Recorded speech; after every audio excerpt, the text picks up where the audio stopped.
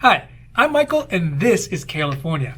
And today we're going to go over a new proposal that would allow Americans to get additional money in addition to the stimulus check to help them during this time of lockdown. And the new proposal is called the Emergency Money for the People Act. And what it would do would build upon the money that we got because of the CARES Act, that stimulus check for $1,200 or $500 for dependents, but for a longer time frame. So it's really designed to provide more money to Americans in this time of the lockdown for a longer period of time. In addition, it's designed to help out those folks who actually weren't able to get the stimulus checks for a variety of the ways that they could not get it. So let's go over that today. But first, if you like our content, you find it interesting, or you find it useful, please like and subscribe so we can we can produce more content for you moving forward, and you get notifications when our newest and most informative videos become available. So let's talk about the general premise of the proposal for the Emergency Money for the People Act. So first of all, this proposal is being proposed by two members of Congress,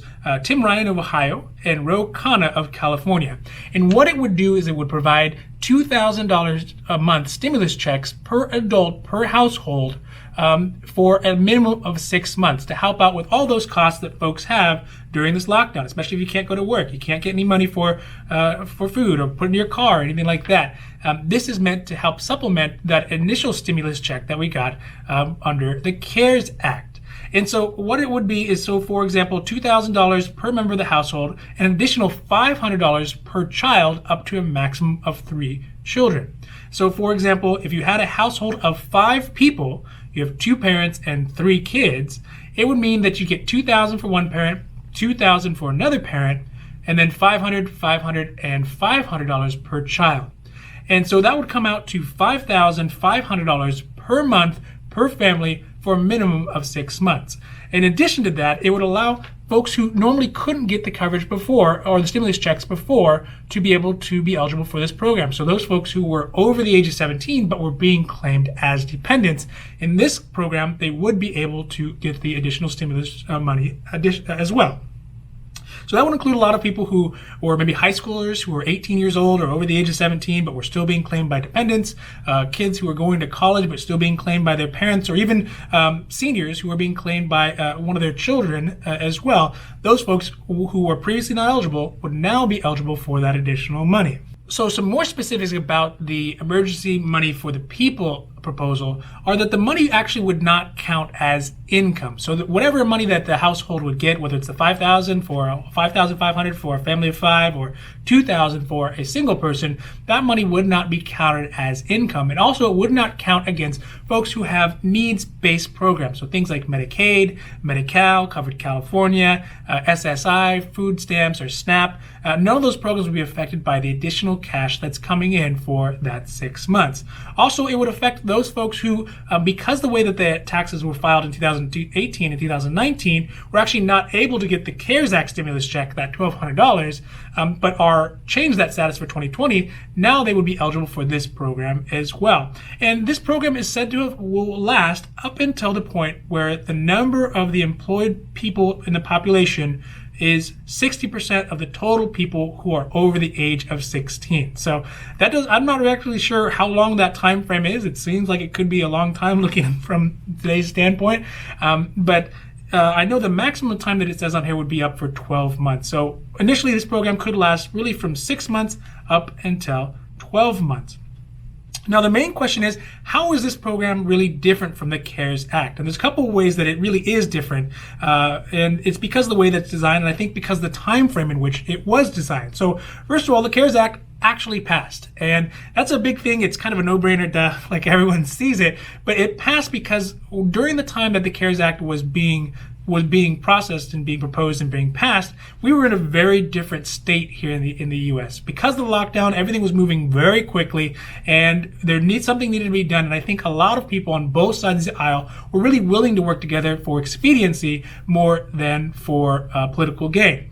Now that things have sort of leveled out, and obviously it's not perfect, but things are getting better, and people have a time to step back and take a breath, I think that proposals like this are going to take a lot more time and a lot more negotiation to happen as they move through the process. So coming from House of Congress to the Senate and eventually to the President's desk, I would be very surprised to see if whatever these benefits are that they're asking for in this program right now are going to be exactly the same at the end. This is essentially the designer of the proposal's wish list, the full unadulterated wish list, and they realize that some of it's going to be taken out during that negotiation process. But because we're in a more stable state, I would imagine that some of the specifics are really going to get hammered out during that whole process. So one is that the CARES Act actually passed and this one has not.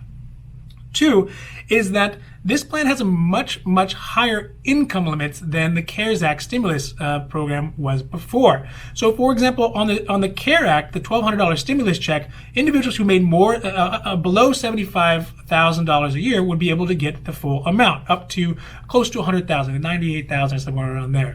On this program, they would be able to make up to $130,000 and still get the full $2,000 a month for the 6 months or however long it takes till 60% of the population is working, up to 260,000.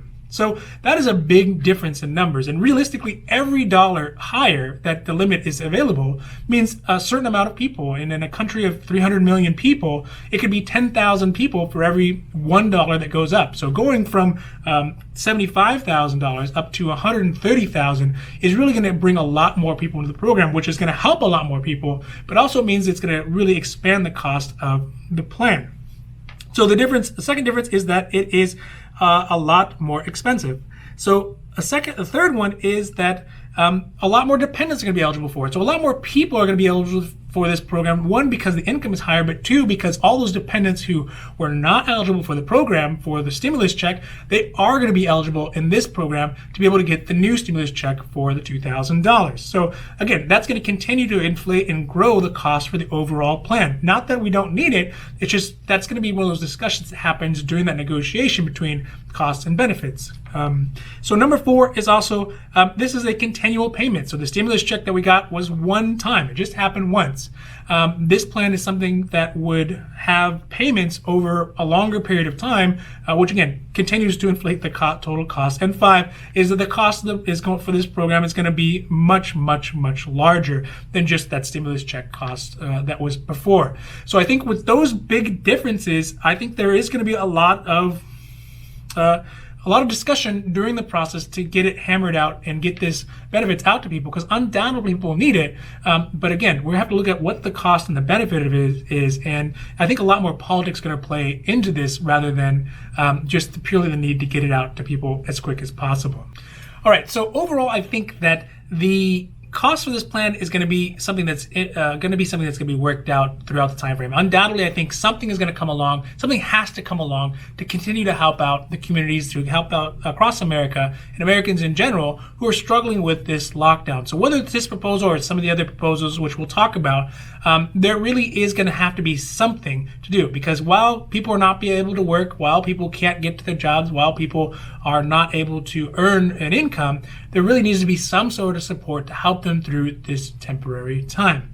So that's it for today. I really hope that you enjoyed watching this video, and if you find this information useful or helpful or interesting, please don't forget to like and subscribe. Additionally, if you do have comments or questions, make sure you put them in the box below, and I'll be happy to make a new video or a post to answer your questions. And finally, here at California, our specialty is really health insurance. So we do lots of videos. We do PPP, we do EIDL, we're doing the stimulus checks. We do all kinds of videos because it all kind of relates to people's financial health as well as their personal health. But health insurance is really what our main focus is. So whether it is for California, whether it is private health insurance, whether it's Medicare, or whether it's small group health insurance, we are experts in all of that for California. So first of all of our services are always free for anybody who uses our help here in California, and our offices are open year-round to assist with any of those different programs. So other than that, that is it for today.